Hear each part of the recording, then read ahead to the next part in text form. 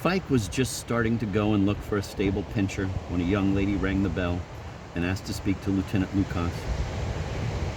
Beside her stood two heavy suitcases, and Sweik caught a glimpse of a porter's cap disappearing down the stairs. "He's not at home," said Sweik firmly. But the young lady was already in the hall and gave the categorical order to Sweik, "Carry the suitcases in." "Not without the lieutenant's permission, madam," said Sweik. "The lieutenant gave express orders that I must never do anything without his permission." "You're dotty," the young lady cried. "I've come to stay with him." "I have no information at all about that," answered Sweik. "The lieutenant is on duty today. He won't be back before night, and I've had orders to go and find him a stable pincher. I know nothing about any suitcases or any lady. Now I'm going to lock up the apartment, and I'd be glad if you would kindly go away. I've not been informed, and so I can't leave in the apartment any strange person whom I don't know." Once they left someone in the house of the pastry cook Belchichi in our street, and he opened their wardrobe and ran away. "I've nothing against you," continued Sweik when he noticed that the young lady was getting desperate and beginning to cry, "but you definitely can't stay here. You must admit that because the apartment has been put in my charge, and I'm responsible for every little thing in it. And so I must ask you again if you would very kindly spare yourself the effort. Until I receive orders from the lieutenant, I don't even know my own brother. I'm sincerely sorry that I have to talk to you in this way, but in the army there's got to be order." In the meantime, the young lady had pulled herself together a little. She took out of her bag a visiting card, wrote a few lines on it in pencil, put it into a charming little envelope, and said dejectedly, "Take this to the lieutenant. Meanwhile, I shall wait here for an answer. Here's 5 crowns for your trouble." "That's not going to help," answered Sweik, offended by the obstinacy of the unexpected guest. "Keep those 5 crowns. They are here on the chair, and if you like, come with me to the barracks and wait for me there. I'll deliver your letter and bring you the answer, but I'm afraid that it's not possible for you to wait here." With these words, he dragged the suitcases into the hall and, rattling the keys like the turnkey of a castle, said significantly at the door, "We're locking up." The young lady went out dejectedly into the corridor. Sweik shut the door and went ahead. The visitor trotted behind him like a little dog and caught up with him when he went to buy some cigarettes at a tobacconist. Now she walked beside him and tried to start a conversation with him. "You'll really deliver it?" "Of course I'll deliver it if I said so." "And you're sure you'll find the lieutenant?" "That I don't know." They walked side by side again in silence until, after quite a long time, his companion began to speak again. "Do you think, then, that you won't find the lieutenant?" "No, I don't think that." "And where do you think he might be?" "I don't know." Then the conversation was interrupted for a long time until it was resumed once more by a question from the young lady. "You haven't lost that letter?" "I haven't lost it yet." "And so you'll be sure to give it to the lieutenant?" "Yes."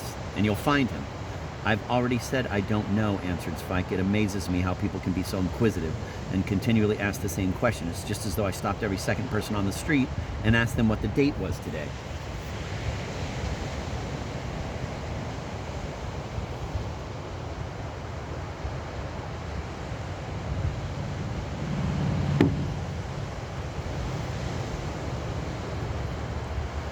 In this way, her attempts to make a deal with Sweik came to a definite end, and the rest of the journey to the barracks passed in complete silence. It was only when they stopped at the barracks that Sweik invited the young lady to wait and started to chat with the soldiers at the gate about the war, which must have made the young lady awfully happy, because she walked up and down the pavement nervously and appeared extremely miserable when she saw that Sweik was persisting in his talk, with just as stupid as an expression on his face as could be seen on the photograph published at that time in the World War Chronicle under the headline, "The heir to the Austrian throne in conversation with the 2 pilots who shot down a Russian aeroplane."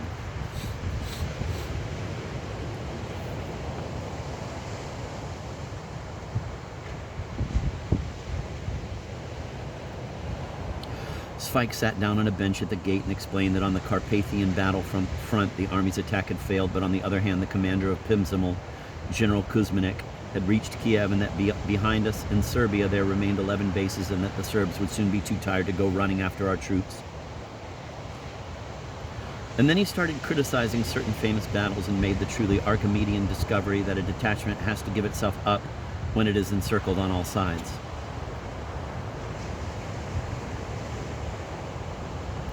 When he had been talking long enough, he thought it right to go out and tell the desperate lady that he would be back again at once and that she shouldn't go anywhere. Then he went upstairs to the office, where he found Lieutenant Lucas, who was just at that moment solving for a subaltern at trenches exercise, and was reproaching him for not being able to draw and for having no idea at all about geometry.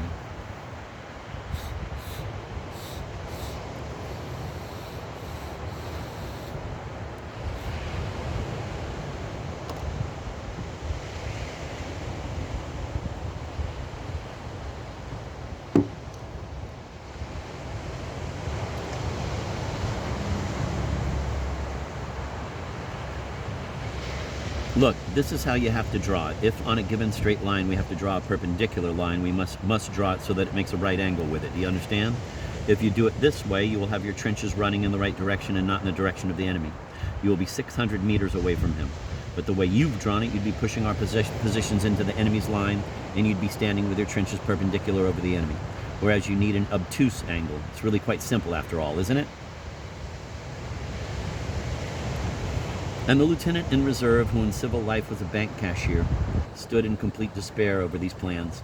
He could not understand anything and heaved a sigh of relief when Sweik advanced towards the lieutenant. "Humbly report, sir, a lady sends you this letter and is waiting for an answer," and as he said this, he gave a knowing and familiar wink. What the lieutenant read did not make a favorable impression on him. It was written in German. "Dear Heinrich, my husband is persecuting me. I absolutely must stay a few days with you. Your Batman is a proper swine. I am unhappy. Your Katie." Lieutenant Lukas sighed, took Sweik into an empty office next door, shut the door, and began to walk up and down between the tables. When he finally stopped by Sweik, he said, "The lady writes that you're a swine. What on earth have you done to her?" "I haven't done anything to her, humbly report, sir. I behaved very respectably, but she wanted to install herself in the apartment at once, and because I had not had any orders from you, I didn't leave her alone there. Into the bargain, she brought 2 suitcases with her, as if she was coming home." The lieutenant gave another loud sigh, and Sweik did the same. "What did you say?" shouted the lieutenant menacingly. "Humbly report, sir, it's a difficult case. 2 years ago, a young lady came into an upholsterer's in Vojska Street, and he couldn't get her out of the apartment and had to gas both her and himself, and that was the end of the fun. It's difficult with women. I can see right through them." "A difficult case," repeated the lieutenant after Sweik, and he had never uttered a more truthful word. Dear Heinrich was definitely in an ugly situation. A wife, persecuted by her husband, comes to him on a visit of several days just when he's expecting to have Mrs. Mikova from Trebon. She's coming to him for 3 days to repeat what she regularly offers him every quarter when she comes to Prague to do her shopping. And then the day after, a young lady is going to come. She had definitely promised him that she would let herself be seduced after having thought it over for a whole week, as she was going to be married to an engineer a month later.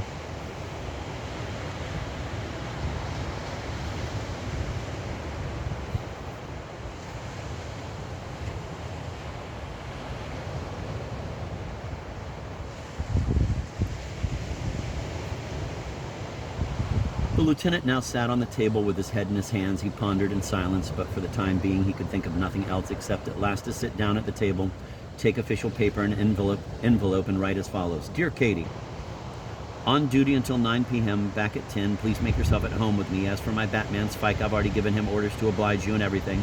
Your Heinrich."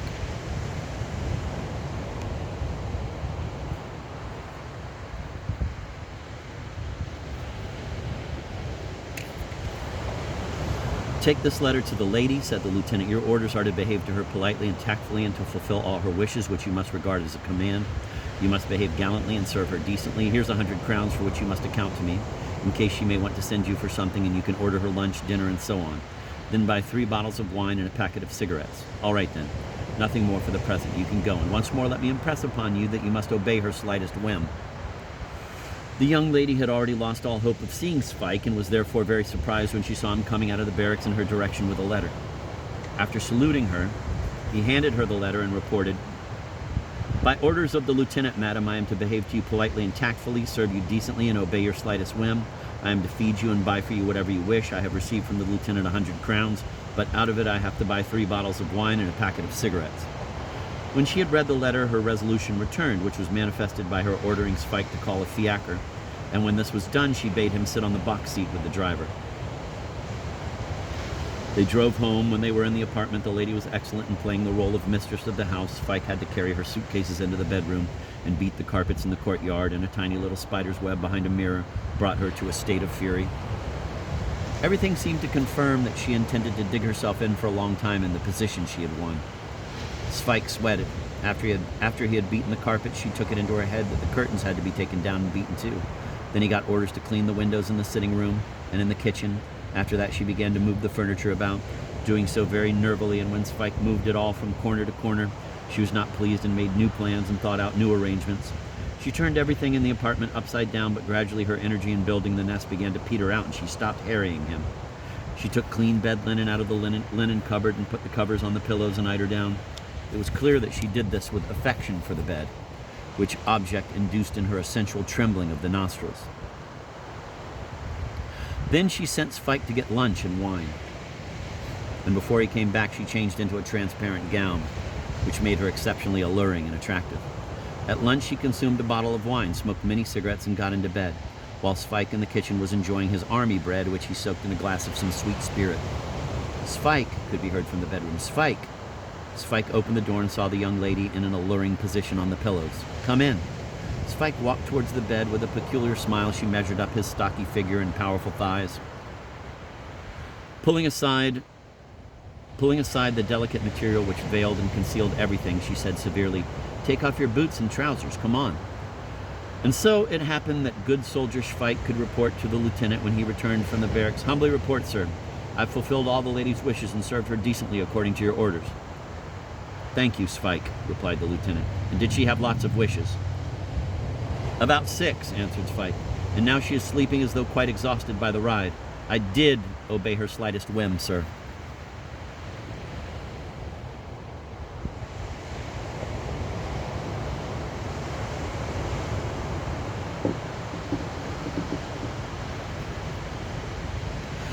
While masses of armies pinned to the forests by the Dunajec and the Rob stood under a rain of shells, and artillery of heavy caliber was tearing to pieces whole companies and burying them in the Carpathians, and while the horizons on all the battlefields blazed with burning villages and towns, Lieutenant Lukas and Sweik went through an unpleasant idyll with the lady who had run away from her husband and had now made herself mistress of the house. When she went out for a walk, Lieutenant Lukas held a council of war with Sweik on how to get rid of her. "It would be best, sir," said Sweik, "if her husband, whom she's run away from and who's looking for her, as you said was stated in the letter which I brought you, got to know where she was and came to fetch her away. We could send him a telegram that she's with you and that he could come and fetch her. There was a similar case last year in a villa in Vicenary.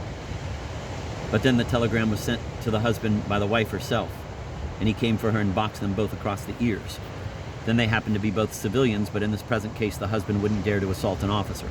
Besides, you're not guilty at all because you never invited anybody, and when she ran away from home she did it at her own risk. You'll see that a telegram like that will do a power of good, even if there are a few swipes across the jaw." "He's very intelligent," Lieutenant Lukas interrupted him. "I know him. He's a wholesaler in hops. I must definitely speak to him. I'll send a telegram." The telegram he sent was very laconic and commercial. "The present address of your wife is," then followed the address of Lieutenant Lukas's apartment. And so it happened that Mrs. Cady had a very unpleasant surprise when the hop merchant burst in through the door. He looked very circumspect and careful when Mrs. Cady, who did not lose her composure at this moment, introduced both gentlemen to each other. "My husband, Lieutenant Lukas." She couldn't think of anything else.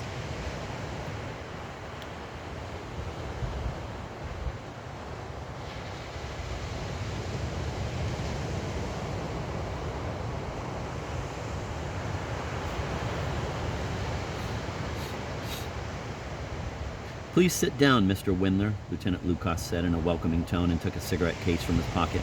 May I offer you one? May I offer you one? May I offer you one?"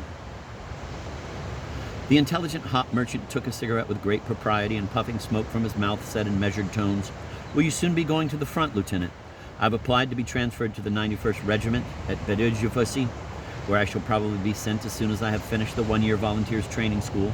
We need a lot of officers, and it is an unhappy feature of the situation today that young people who are qualified to be accepted as one-year volunteers don't apply for it. They prefer to remain ordinary infantrymen rather than try to become cadets. The war has inflicted considerable damage on the hop trade, but I don't think it can last long," remarked the hop merchant, looking now at his wife and now at the lieutenant. "Our situation is very good," said Lieutenant Lukas. "Today no one doubts any longer that the war will end in a victory of the Central Powers. France, England, and Russia are too weak against the Austro-Turco-German granite. It's true that we have suffered some small reverses on some fronts, but as soon as we break through the Russian front between the Carpathian Ridge and the Middle Dunajec, there's no doubt at all that it will mean the end of the war. And the French, too, will very soon be threatened with the loss of the whole of eastern France and the penetration of the German army in Paris." That's now quite certain. Apart from that, our maneuvers in Serbia continue very successfully, and the departure of our troops, which is in fact only a redeployment, has been misinterpreted by many people in a way which is in complete conflict with what cool reason demands in time of war. We shall very soon see that our well-calculated maneuvers on the southern front are bearing fruit. Please look here.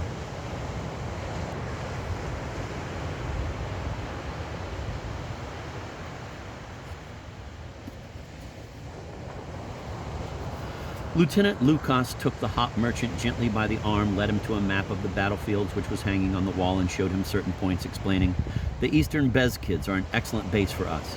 As you can see here, we have great support in the Carpathian sector. If we make a powerful strike on this line, we shan't stop until we're in Moscow. The war will end before we think." "And what about Turkey?" asked the hop merchant, thinking all the time how he could come to the point which he had come for. "The Turks are holding well," replied the lieutenant, leading him to the table again. "The president of the Turkish parliament, Ali Bey, and Ali Bey, have come to Vienna. Marshal Lyman von Sanders has been appointed commander of the Turkish Dardanelles army.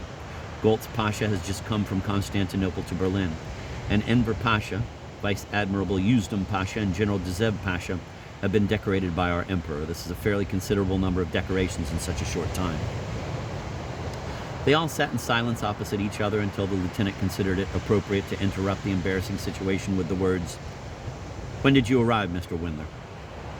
"This morning. I'm very glad that you found me at home, because in the afternoon I always go to the barracks and I have night duty. Because my flat is actually empty the whole day, I've been able to offer Madame hospitality. She's not troubled by anyone during her stay in Prague, being an old acquaintance." The hop merchant gave a cough. "Katie is certainly a strange woman, Lieutenant. Please accept my warmest thanks for everything which you've done for her. She took it into her head to go to Prague out of the blue because, so she said, she had to take a cure for her nerves. I was away. I came home and found the house empty. Katie had gone."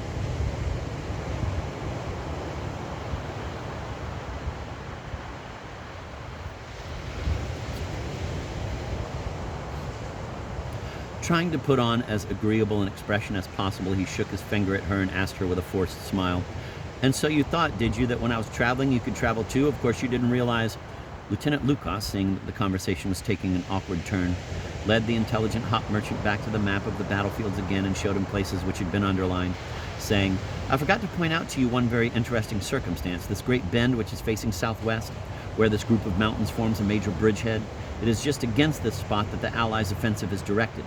By closing this railway line, which links the bridgehead with the enemy's main defense line, communication between the right flank and the northern army on the Vistula must be broken.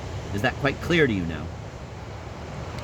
The hop merchant answered that everything was quite clear to him, and fearing with his natural tact that what he said might be taken up as a hint, he mentioned on returning to his place, "During the war, our hops have lost their markets abroad. France, England, Russia, and the Balkans are now lost for hops. We're still sending hops to Italy, but I'm afraid that Italy will get drawn into it soon. But when we've won, it'll be we who will dictate the prices for our goods." "Italy is keeping strictly neutral," the lieutenant said to him to cheer him up. Then why doesn't she admit that she's bound by the Triple Alliance with Austria, Hungary, and Germany?" The hop merchant suddenly burst out in anger. His head became suddenly full of everything: hops, his wife, the war. "I expected that Italy would march against France and Serbia. The war would then have been over. The hops in my stores are rotting, and the home market trade is poor. Export amounts to nothing, and Italy is keeping strictly neutral. Why did Italy renew her triple alliance with us in 1912? Where is the Italian Minister of Foreign Affairs, the Marquis of San Giuliano? What's that gentleman doing? Is he asleep or what? Do you know what annual turnover I had before the war and what I have now? You mustn't think that I don't follow events," he continued. He looked furiously at the lieutenant, who was calmly blowing from his mouth rings of cigarette smoke, which caught and broke each other up, while Mrs. Katie followed the operation with close interest. "Why did the Germans go back to the frontier when they'd already been near Paris? Why is such heavy gunfire going on again between the Maas and Moselle? Do you know that at Cambres and Wora, near the March, 3 breweries have been burnt down where we used to send every year more than 500 sacks of hops? And in the Vosges, the Hartmannsweiler brewery has burnt down and the enormous brewery in Niederpasch near Mulhausen has been razed to the ground. That means the loss of 1,200 sacks of hops for my firm every year. 6 times the Germans have fought the Belgians for the Klosterheck brewery. There you have a loss of 350 sacks of hops a year.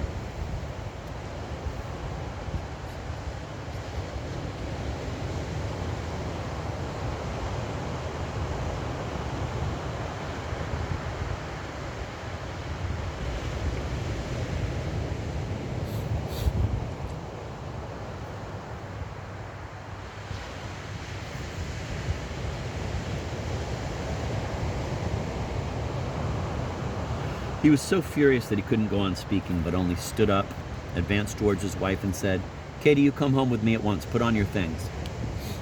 "All these happenings irritate me very much," she said a moment later in an apologetic tone. "Before, I used to be completely calm." And when she went away to put on her things, he said in a low voice to the lieutenant, "This is not the first time she's behaved like this. Last year she went away with a probationary teacher, and I found them as far away as Zagreb. I used the opportunity to make a contract with the city brewing in Zagreb for 600 sacks of hops." "Yes, the South used to be a gold mine. Our hops went as far as Constantinople. Today we are half ruined. If the government limits production of beer at home, it will deal us the final blow." And lighting the cigarette which had been offered to him, he said in despair, "Warsaw alone used to buy 2,370 sacks of hops. The largest brewery there is the Augustinian. Its representative used to visit me regularly each year. It is enough to make one desperate. It's a good thing I've got no children."